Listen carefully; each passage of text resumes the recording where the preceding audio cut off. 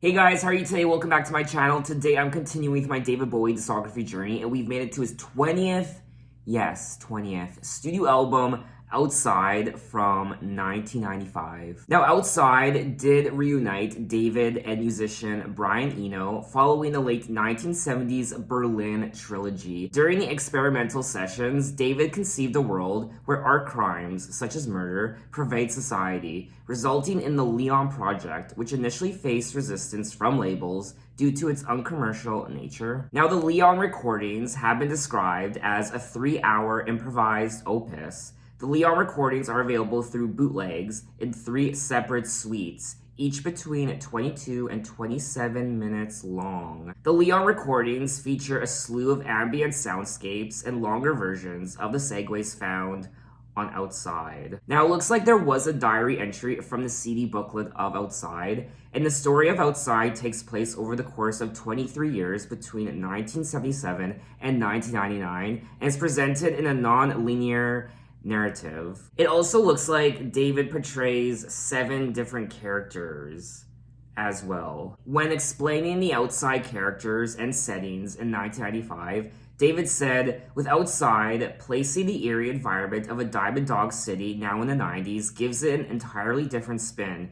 It was important for this town, this locale, to have a populace, a number of characters. I tried to diversify these really eccentric types as much as possible." I mean, the more I read up on this album, the more excited I become. So it looks like there is a fully realized concept when it comes to the story of this album, and I'm very much excited for it. Now, there are 19 tracks on the album, so it's quite lengthy, and the album is 1 hour and 15 minutes. So I'm gonna shut my mouth and delve right into the first track, which is Leon, Take Us Outside.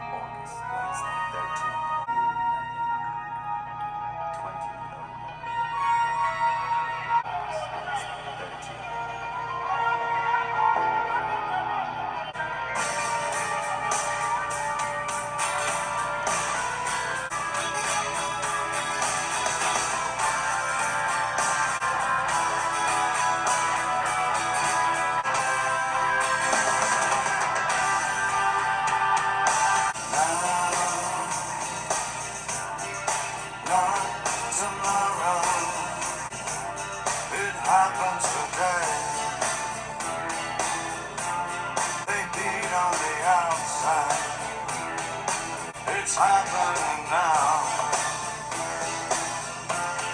To the music outside.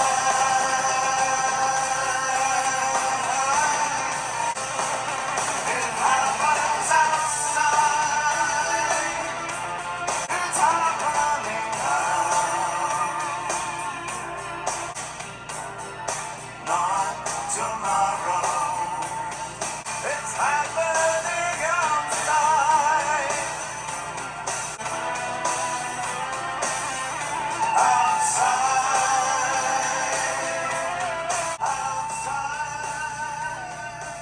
That was tracks 1 and 2, Leon, Take Us Outside, and Outside. Track 1 was quite short. It was just over 1 minute. And I quite enjoyed the overall instrumental of this track. It was more of a interlude, I guess, of sorts. And David subtly whispers all these different dates, like Valentine's Day and Wednesday, July 6th, 20th, 2015, Martin Luther King Day, June 18th, June 6th, Wednesday, and all the other dates, months, Martin Luther King Day, afternoon, in view of nothing, 2001, late winter, Martin Luther King Day, 12/16. It's just gibberish. I mean, random, I don't know. Okay. These dates can't possibly just be random. I don't really know the significance of them. What I also need to know is, who is this Leon character? The protagonist of the album is Adler, whom David described as an individual who uses nostalgia to look back on simpler times. I am a little overwhelmed right now, I won't lie. This album seems to be a very highly conceptual album. And I imagine my little video here will not do this album justice because just from what I'm reading, it seems to be very complex. Especially with these Leon recordings that span 3 hours. And each of them is between 22 and 27 minutes long. The final suite of the Leon recordings is titled Leon Takes Us Outside, which further develops the character of Blank. The opening section became the opening to Outside. It begins as a jazzy instrumental with guitar, piano, and synthesizers, with more repetitive phrases and narration from Adler and Stone. So I guess this goes back to what I initially said, how there are multiple characters in the story of this album.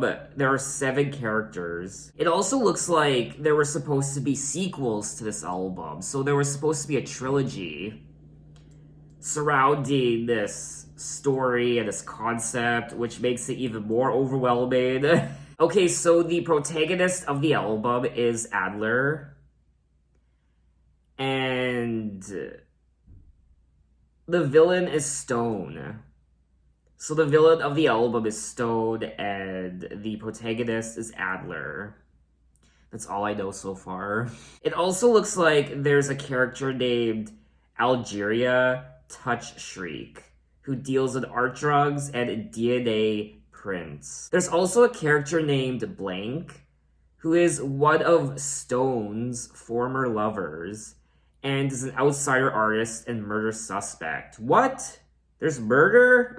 The dismembered body of baby Grace Blue is found in a town museum. The album Outside is a thriller about Nathan Adler, an investigator dealing with art crimes, set in an alternate 1999. This is so fascinating to me, it really is, even though I'm very much overwhelmed. I think this is the most overwhelmed I've ever been during one of these David Bowie videos, I won't lie. So you know what, I think I won't focus too much on the overall characters of the album and concept, because if I do, I feel like I'll just be here forever. I just want to enjoy the music. I just want to go track to track and just look at the lyrics, listen to the production, the instruments, his voice. So I won't really delve too much into the overall concept of the album because, like I said, if I do, I'll just be sitting here forever. I liked the overall production of track 2, Outside. It's quite eerie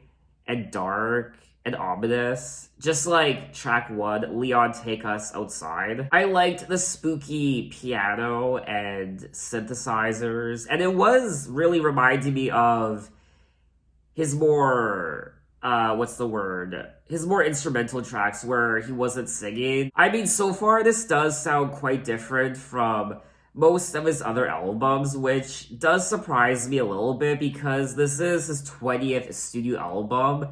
And that's just a testament to his creativity and his ambition and his drive. And I also want to say that I haven't been bored once on this David Bowie discography journey. Now, lyrically in the song, David is saying, now, not tomorrow, yesterday, not tomorrow, it happens today, the damage today, they fall on today, they beat on the outside, I'll stand by you. The crazed in the hot zone, the mental and diva's hands, the fisting of life, to the music outside, to the music outside. It happens outside, the music is outside. No, not tomorrow, yesterday, not tomorrow.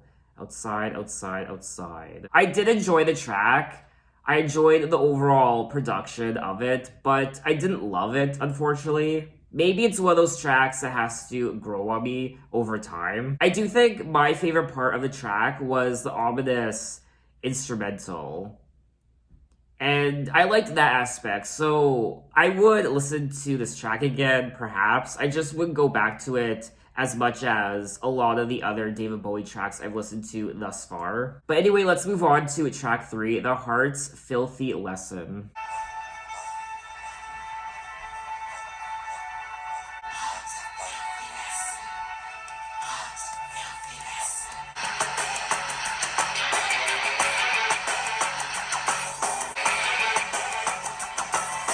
Sitting in the light hotel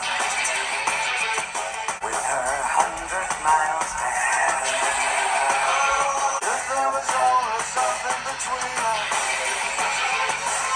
something in our sky, something in our blood.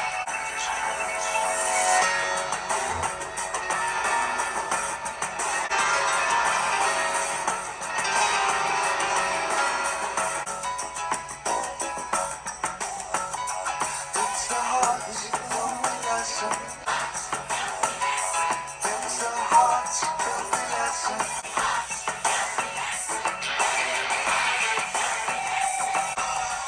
If there was always some kind of future, something in our blood, something in our stars.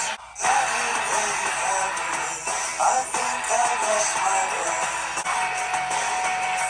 I'm already. I think I've lost my way. What a fantastic decade. Tell the others. It's the heart's. What a fantastic decade.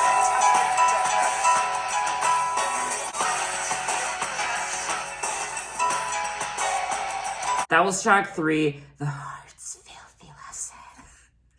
David! David. I have no words. Why do I feel like this entire album so far is just rock on acid? I did prefer this track over track 2, Outside.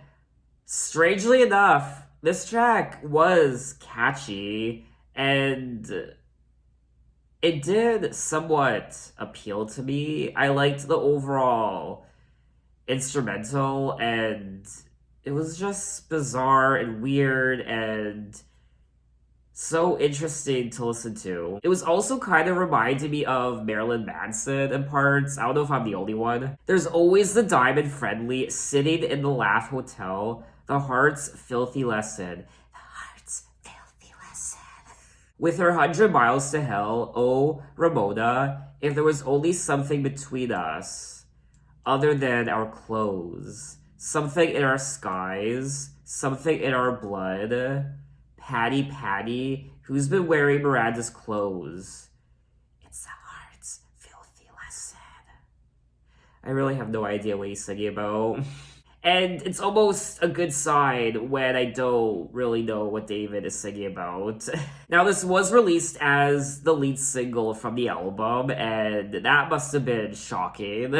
I am curious to know what longtime David Bowie fans thought of this album when they first heard it. Lyrically, the song connects with the rest of the album, with David offering a lament to tyrannical futurist Ramona A. Stone, a theme continued in subsequent songs. The song is also meant to confront David's own perceptions about the ritual creation and degradation of art. The song came out of the March 1994 Leon sessions, in which David and his band had performed long, improvised musical numbers, from which much of the album Outside was born from. David himself would say that the song doesn't have a straightforward, coherent message to it. It's just information. Make of it what you will. I mean, so far this album sounds unlike anything I've heard from David Bowie so far, and this is his 20th studio album.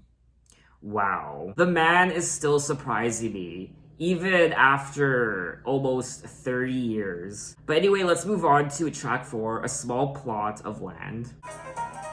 Ooh.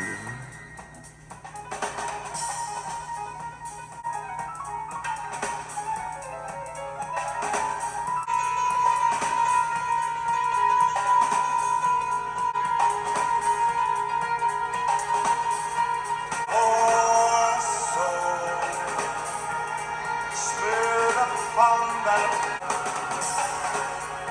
horde dance. The barbs laughed, the pool is dead, the brains talk, but the will to live is dead. This small life, so many are these dreams.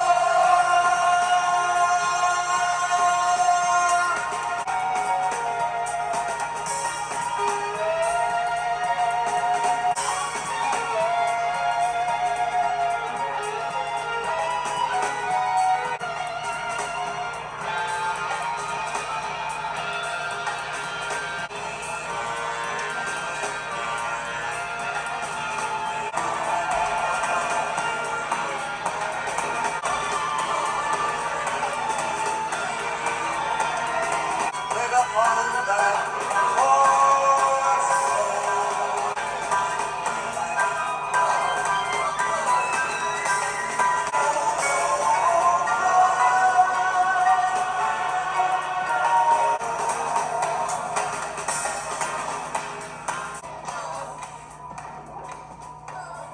That was track 4, A Small Plot of Land. What is this? What is this? David, what is this? I felt like someone was putting a curse on me or some sort of spell. There was some sort of chanting and it felt like there was some sort of ritual happening. It was a weird blend of jazz and rock, and it was just very ritualistic. It was also quite industrial at the same time. So it was like an acid trip of jazz and rock and industrial and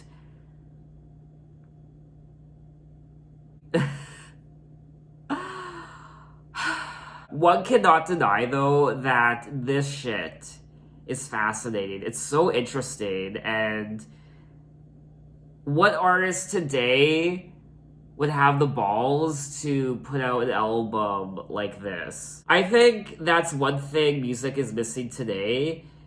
That sense of the unexpected, the what the F moments. The moments that just leave you gobsmacked and shook. Poor soul, spit upon that, poor soul. He never knew what hit him, and it hit him so. Poor dunce, he pushed back the pigmen. The barbs laughed, the fool is dead. He's less than within us, the brains talk, but the will to live is dead, and prayer can't travel so far these days. Swings through the tunnels and claws his way. Is small life so manic? Are these really the days? Poor duds. I have fucking no idea. I feel like I need to be on acid to somewhat at least attempt to understand this album. I'm gonna say it. I'm gonna say it right now. This is 100% the most overwhelmed I've ever been listening to a David Bowie album. Congratulations, David. That deserves applause, because this far into his career, I mean, wow. Should I just move on to the next track? Am I done here with A Small Plot Land? I think I am. Okay, track 5, Segue, Baby Grace, A Horrid Cassette. Okay. Testing, this and Grace is my name. It was like a fading photograph of a patchwork, bit too fast, like a brain patch. I can still hear some popular musics, and now they just want me to be quiet. Something is going to be horrid.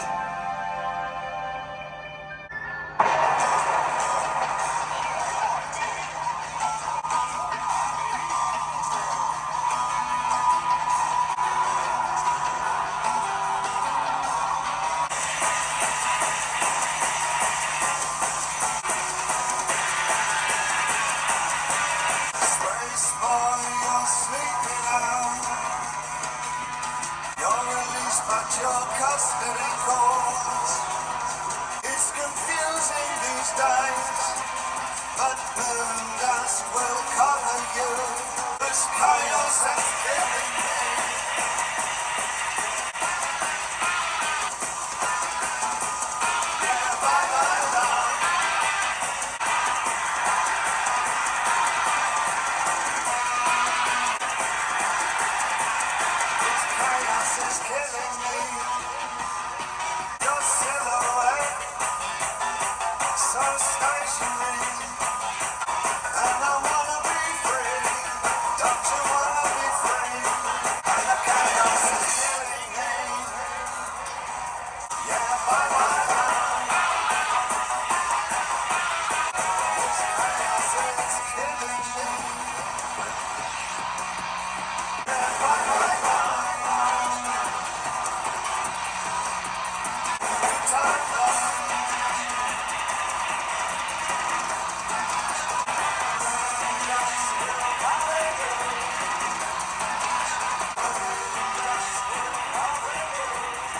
That was tracks 5 and 6, Segue, Baby Grace, a horror cassette.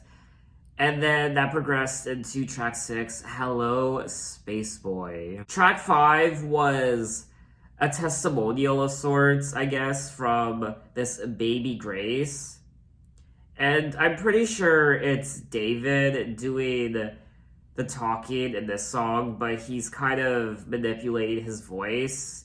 And he sounds quite creepy, like an old woman, I guess. It was that plot, a fading photograph of a patchwork quilt, and they put me on these, Ramona put me on these interest drugs.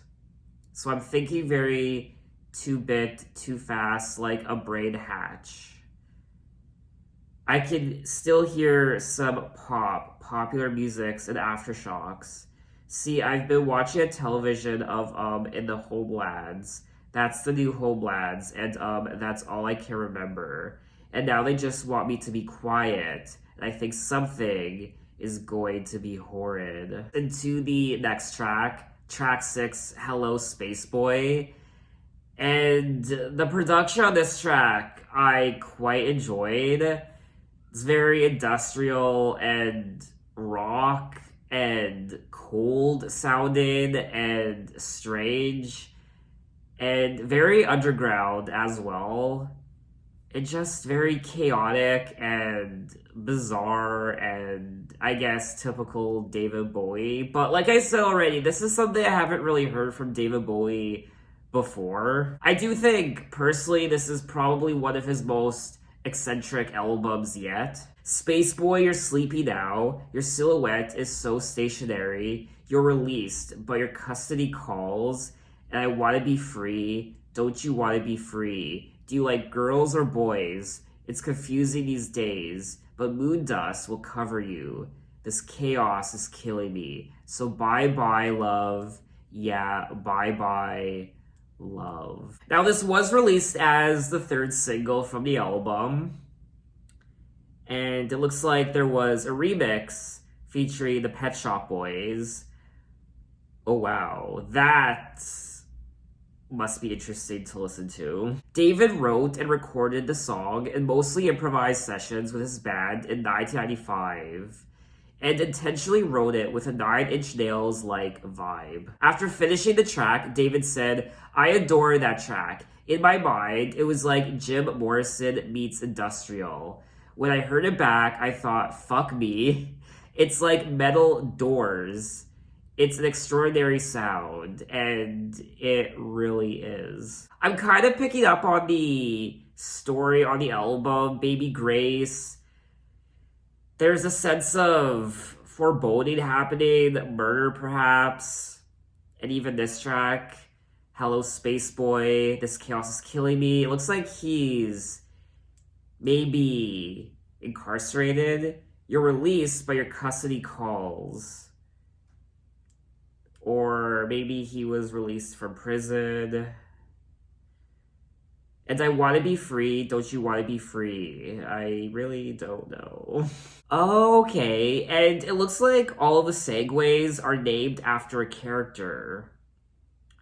So there's Leon, Take Us Outside, and then there's the segue Baby Grace, and the segue Algerian Touchstreak, and then the segue Ramona A. Stone. Segue Nathan Adler. So is this album divided into like 4 parts? There's like a part 1 and a part 2. then part 3, then part 4, perhaps. But anyway, let's get into track 7, The Motel.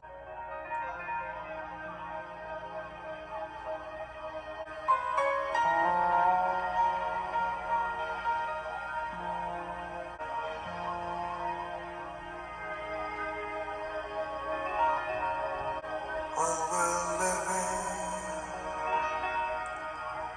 don't be holding back from me. I will take it when we can.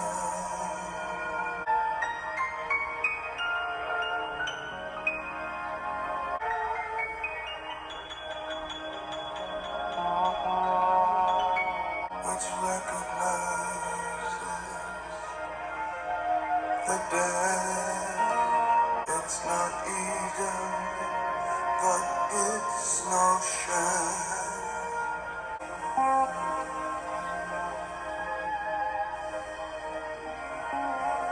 There is no hell. There is no hell like an old hell, and there is no shame. There is no hell, and we light up the light, and there's no more be exploding you, like everybody do. Be exploding you, be exploding you.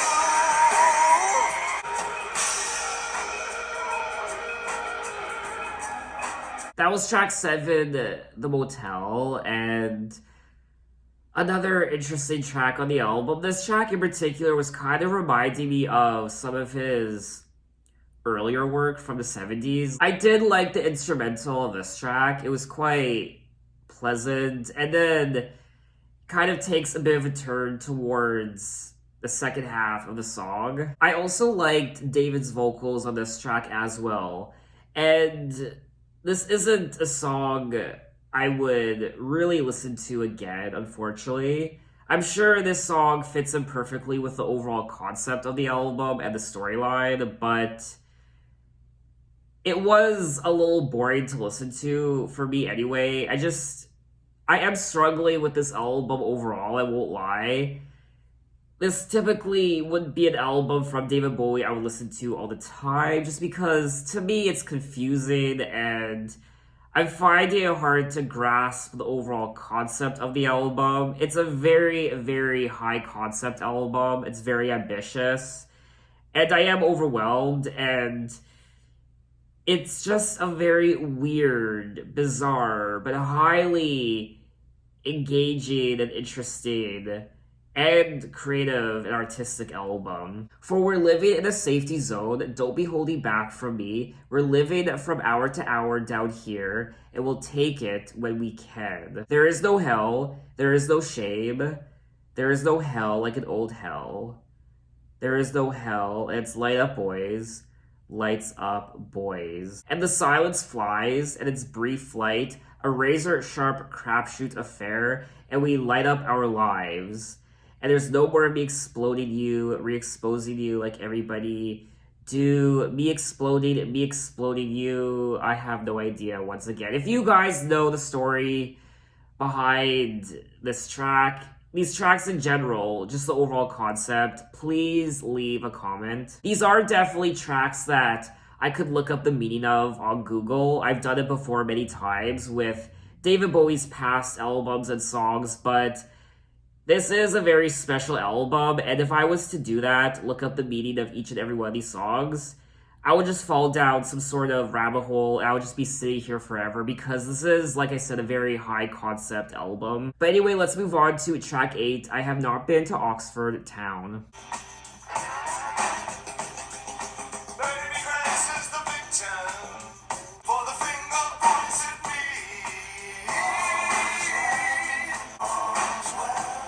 No, I have not been to Oxford Town. Told about 20th century dives.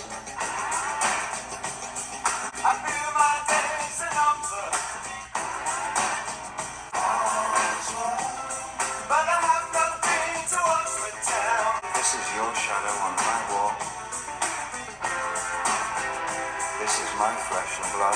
This is 20th century times. 20th century times. This is my bunk with 2 sheets.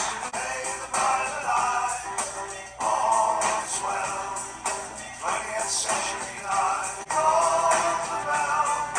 May the bright light. That was track 8, I Have Not Been to Oxford Town. So it looks like Baby Grace was murdered. Baby Grace that we were first introduced to on track 5, the segue. Baby Grace, a horror cassette. And even she said she felt something horrid was going to happen, and it looks like she was killed at the age of 14, and now it looks like David's character is being blamed for the murder. For the finger points at me, but I have not been to Oxford Town. And the prison priests are decent, my attorney seems sincere, I fear my days are numbered, Lord, get me out of here. I feel like all of these songs so far that I've listened to don't really work as individual songs, but as a concept. Because like I said many times already, this is a very conceptual album, so you can't really listen to these songs individually randomly on their own. You can't really pick and choose songs. You really have to listen to this album as a whole from beginning to end. I did like the overall production of this track, just like a lot of the other songs, but I still couldn't really get into it. I am still very interested in the overall story of this album and what's happening with these characters, but this typically wouldn't be a song I would listen to again. I would only listen to this song again if I was to listen to outside the album as a whole from beginning to end. But anyway, let's move on to track 9, No Control.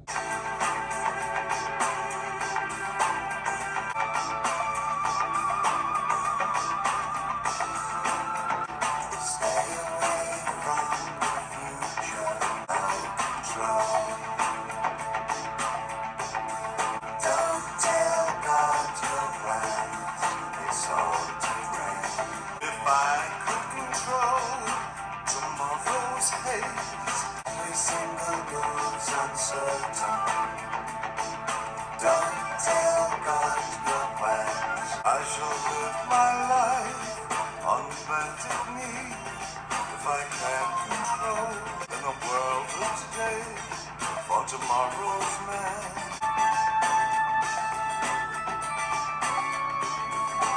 No control. Don't tell God your plans. No control. I can't believe I've no control.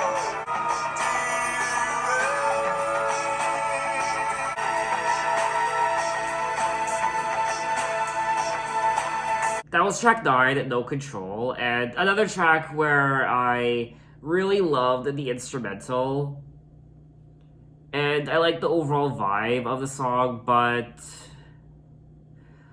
another track on the album I couldn't really get into. I don't know, I'm overwhelmed.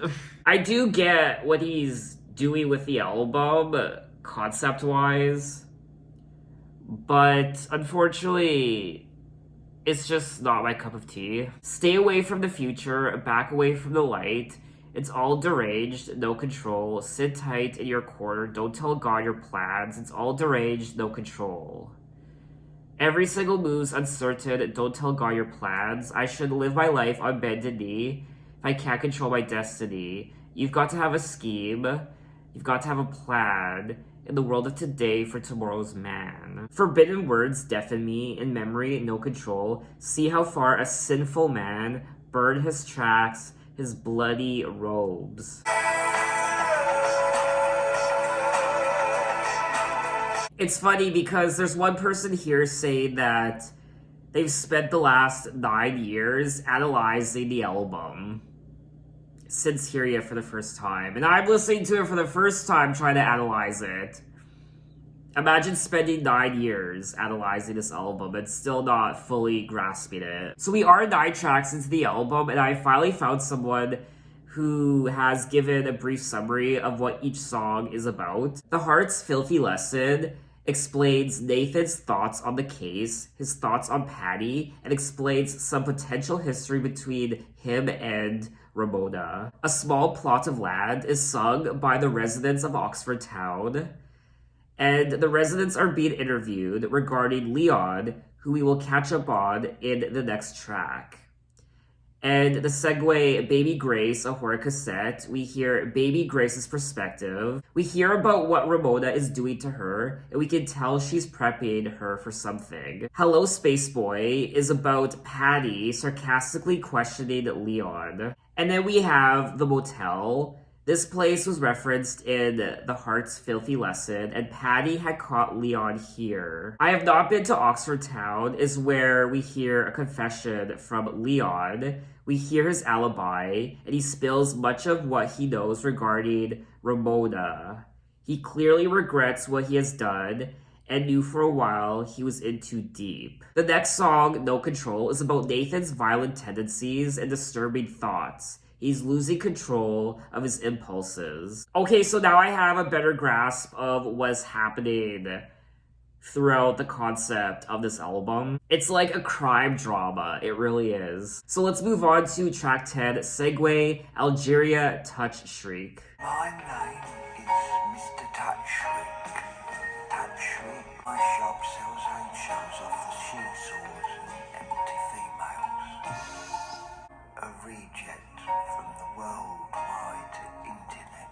I'm also a broken man. We could have great conversations looking through windows for demons. I'm not sure if they're from this country or not. If I had another broken man.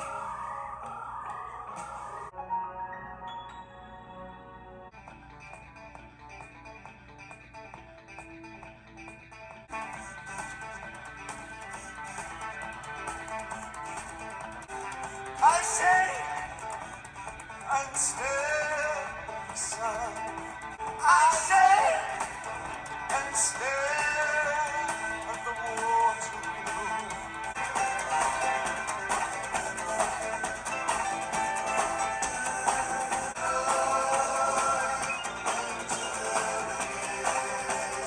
I say all the reeking pleasures and romantic hell.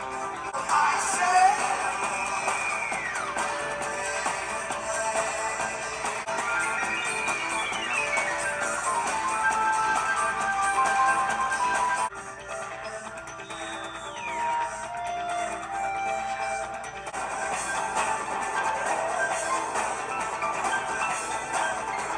research is pierced on the streets of my sense. Call it a day, call it a day, call it a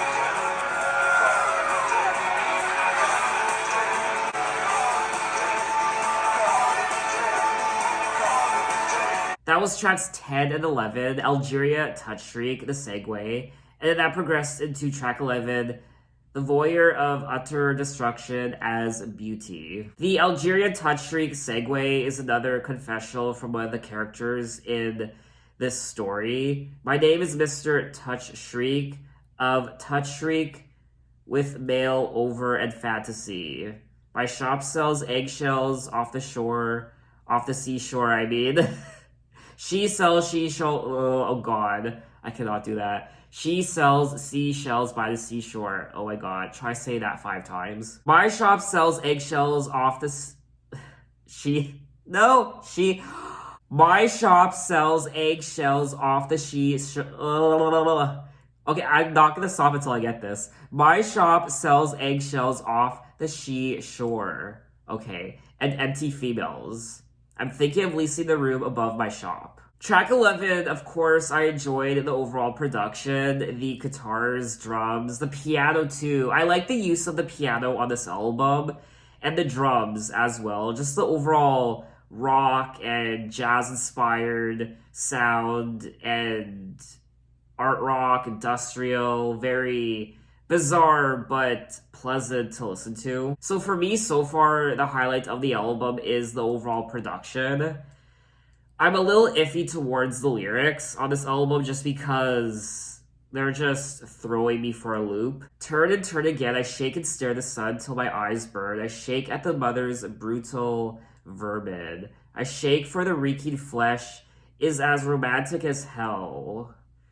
The need to have seen it all, the voyeur of utter destruction, as beauty I shake. How does a sober person conceptualize lyrics like this? I have no idea. Now, in the segue, Algerian Touchstreak, we hear from another suspect called Algerian Touchstreak. He longs for company and sells the crazy artworks of Ramona and or the artist. The album is about murdering people and using them in sculptures and artworks.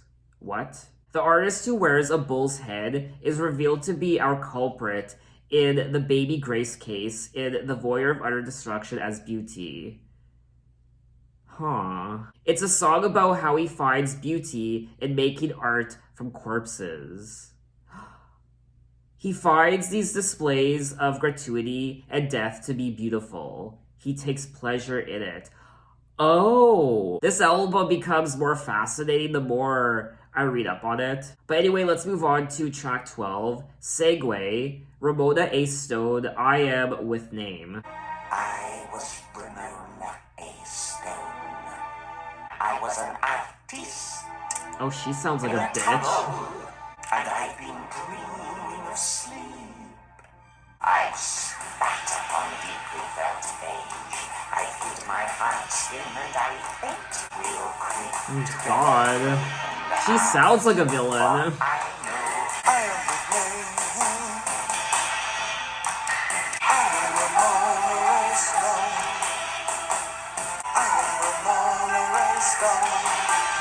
And she should say, at the crossroads between the centuries, I am Ramona A. Stone. I am the name.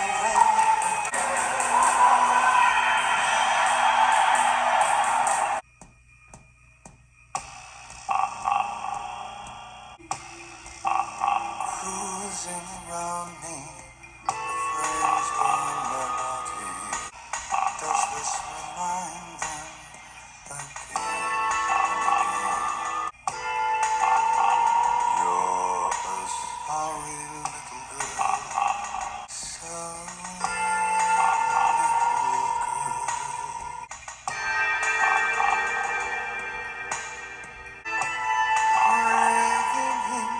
breathing out, breathing in the feel of her wings. Sorry little girl, so sorry little girl. Pain must feel like snow.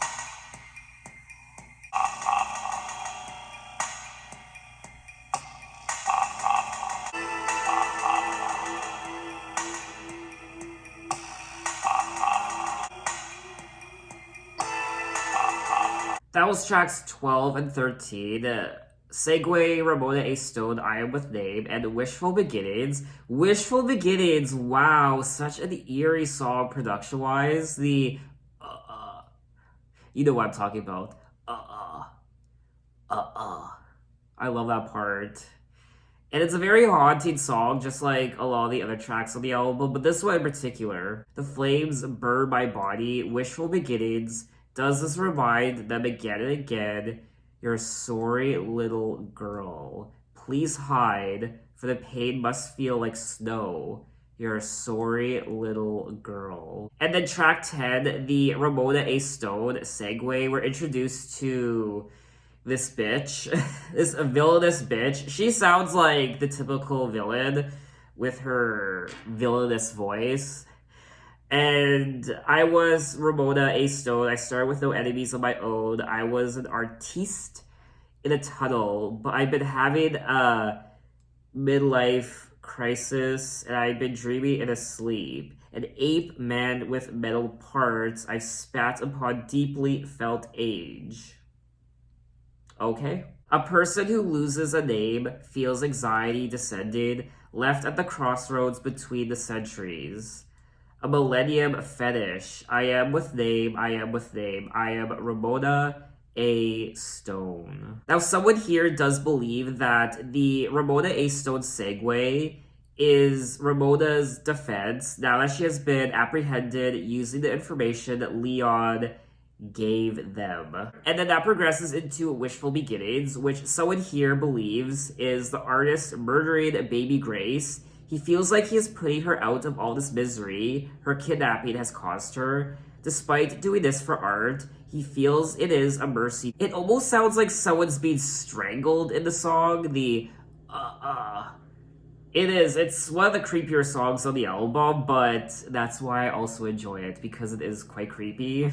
Now, I will be honest, I actually don't mind the segues on this album. I know a lot of people hate them, but I actually don't mind them. I think they do add an extra dynamic to the album, and I like hearing all these different perspectives from these multiple characters. It just adds to the overall concept of this story, this murder mystery, I guess. But anyway, let's move on to track 14, We Prick You.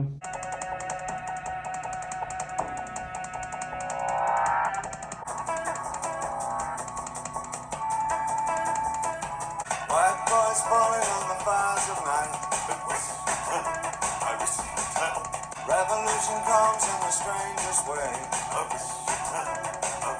Tell the truth.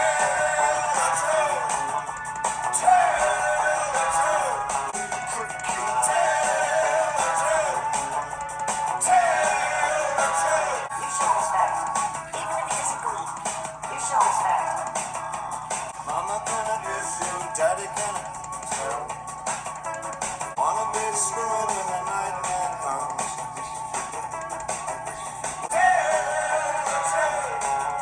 Dripping on the end of a gun.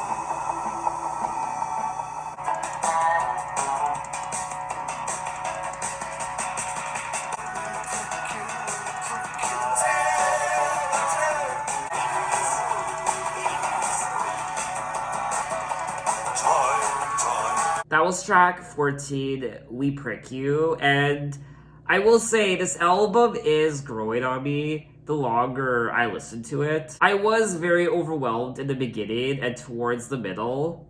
I still kind of am, but now I am letting this album kind of digest, and I'm kind of getting the hang of it now, and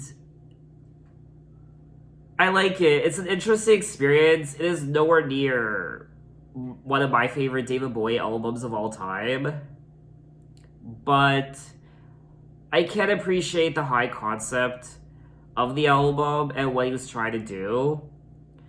And I do like the overall story. It's a very interesting album. It's one of the more unique albums I've ever listened to in my entire life. White boys falling on the fires of night, flesh punks burning in their glue, revolution comes in the strangest way. I wish you tell, I'd rather be inside you.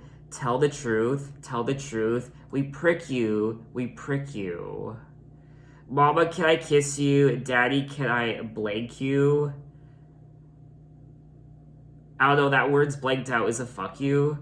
I don't know. Mama, can I kiss you? Daddy, can I fuck you? Maybe? I have no idea. Yeah. All the little rose-kissed foxy girls, shoes, little white shoes. Where have all the flowers gone? All the little fragile champion boys, toys, little black toys, dripping on the end of a gun. Someone's interpretation of this track is what they think is the court during the persecution of all the known people involved in the Baby Grace case. So let's move on to track 15, Segue, Nathan Adler, Part 1. Old Touchstreak was the main name, so you suspected of being a shoulder, so you found shit wise, if you don't mind me saying so, an updated him. Was this a suspect?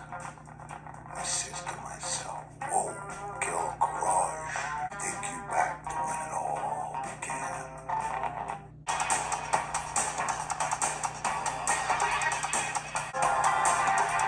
Honey, how sweet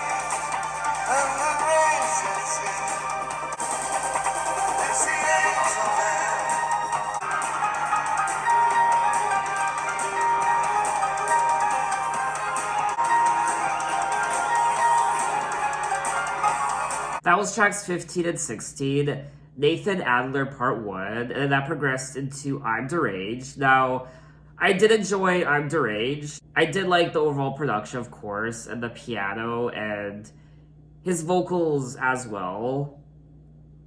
I didn't particularly care for the lyrics. I'm deranged, deranged, down, down, down. So cruise me, baby, cruise me, babe. And the rain sets in, it's the angel man, I'm deranged. Now, in the Nathan Adler Part 1 segue, this is Nathan explaining what was with each of the suspects, but he cuts himself short and explains where it all began in the next track, I'm Deranged. Now, this song is supposed to be from the artist's perspective, but it is also supposed to be Nathan explaining it, hinting towards Nathan potentially being the artist. Okay. But anyway, let's move on to track 17, Through These Architects' Eyes.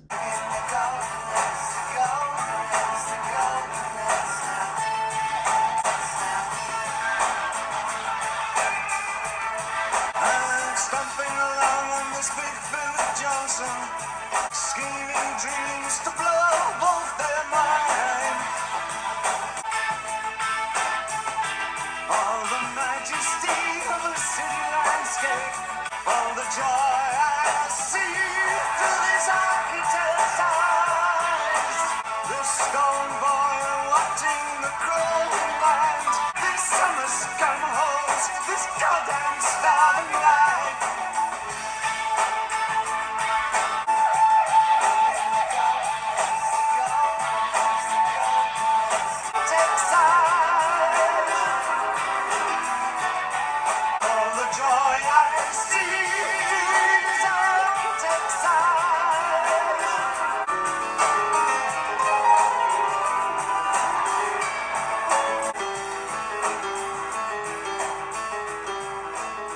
That was track 17, Through These Architects' Eyes.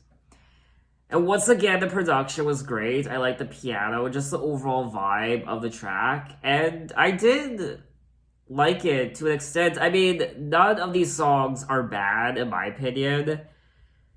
It's just a lot of these songs aren't really my cup of tea. We're living in the golden age. Stomping along on this big Philip Johnson is delay just wasting my time. Looking across at Richard Rogers, scheming dreams to blow both their minds. It's difficult, you see, to give up baby, to leave a job when you know the money's from day to day. He also goes on to say cold winter bleeds on the girders of Babel. This stone boy watching the crawling land, rings of flesh and the towers of iron, the steaming caves and the rocks and the sand. Now, this song apparently is Leon explaining what drove him to work with Ramona and the artist. So let's move on to track 18, Segue, Nathan Adler, Part 2. Ramona was so cold. The rain is enough. I don't want to see his face. Ramona was so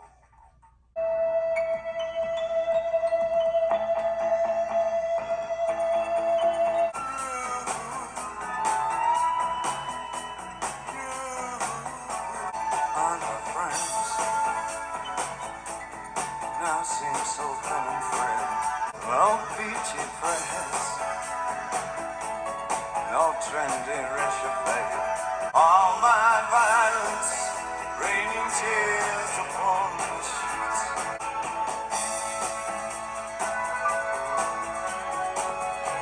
Preening ourselves in the snow, forget my name. And it's a dying world, humming Rango. Cold tide breezes, old blues passivity. I'm so glad that we're strangers when we meet. I'm in close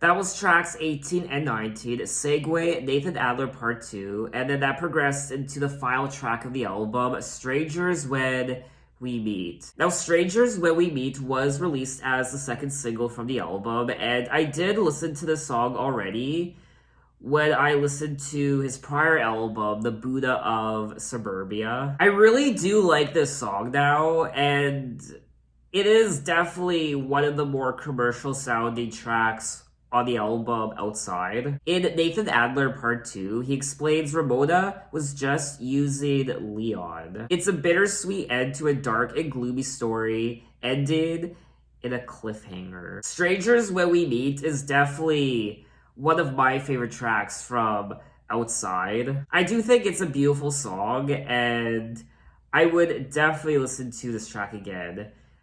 For we're strangers when we meet, heel head over, but we're strangers when we meet. I'm so thankful that we're strangers when we meet. So that was all 19 tracks of Outside by David Bowie. Wow, that was exhausting. I had no idea what I was getting myself into when I sat down to listen to this album. And like I said already, I was very overwhelmed in the beginning and towards the middle. I had no idea what was happening. But thank God I was able to find this particular review of the album because he does go a little in depth into each song as to what the song is about conceptually, the story of this crime that was happening with all these characters. I do think to fully appreciate this album, you need to understand the overall concept of the album. You can't just go into this album on blind faith, or else you'll just be lost in the weeds like I was initially. This is definitely one of David's most ambitious albums, and you can tell a lot of thought and planning and time went into this album. It's a very difficult album to understand and grasp if going into it, you don't know it's a concept album. I personally did like the segues on the album. I was gonna say I probably wouldn't listen to them again, but you know what? Maybe I would. I found them quite interesting, just hearing the different perspectives from these people. I did start warming up to the album about halfway through, and then towards the end, I did grow to really appreciate this album. Is this one of my favorite David Bowie albums of all time? Hell no, unfortunately. But I can appreciate the concept of the album, and the overall production too was very bizarre, creepy, strange, and I liked the jazz, industrial, rock and roll, the piano, all the interesting sounds I heard, and the drums. At times, it was quite tribal, and I felt like I was on acid. It's like acid pop, acid rock, I don't know what you want to call it. Art rock, I guess. And it was a very intriguing and highly engaging experience. I don't think there are any bad songs on this album per se. It's just a lot of them weren't really my cup of tea, unfortunately. I did like the songwriting, even though 95% of the time I had no idea what he was talking about. But that's what makes David Bowie so interesting as an artist. It's nice that I didn't really understand what he was saying because it's just open to interpretation, it's cryptic, and it just adds to the mystery of the album. I also enjoyed his vocals on most of these tracks. Definitely one of the most bizarre experiences I've had thus far on my David Bowie discography journey. I was not prepared. I was not ready. Now, this album did receive mixed reviews upon release. While the majority praised the music as challenging, yes, very challenging, many felt the concept was hard to follow. It was for me, with some finding it pretentious. I personally still prefer The Buddha of Suburbia over this album. Someone did say that the album was a mad, bad, dangerous album, chilling, pretty, ugly, scary, gripping, and vastly intriguing. One critic called the album a sorry sack of shit. Wow, that's blunt. Confused and immature, quite simply rubbish. I wouldn't go that far, I definitely wouldn't. Even though this isn't my cup of tea, I can still appreciate the album, and I would not call it a sack of shit. I really wouldn't. It's a very artistic, conceptual album, and it was ambitious. And at the end of the day, I did enjoy myself. Would I listen to this album all the time? Probably not, but I liked listening to it as a first listen. Now, there were proposed sequels. There was supposed to be a part 2 and a part 3. The overambitious intention is to carry this through to the year 2000, said David. So what did you guys think of the album, and what are your impressions of it? Maybe this is your favorite David Bowie album of all time.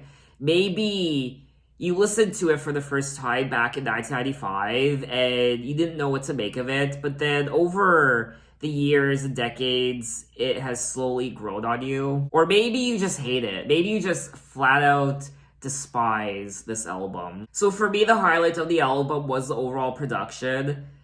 The jazz, rock, industrial, the piano, the drums, the synthesizers, and the overall concept of the album, the story. So for me, those were the two highlights. I need to take a break now. That was exhausting. So in my next David Bowie video, we will move on to his 21st studio album called Earthlane from 1997. So look out for that video next time, and thanks for watching, guys. You can find me on Instagram, you can find me on Twitter, you can message me, you can say, hey, how are you? And I'll see you next time. Take care.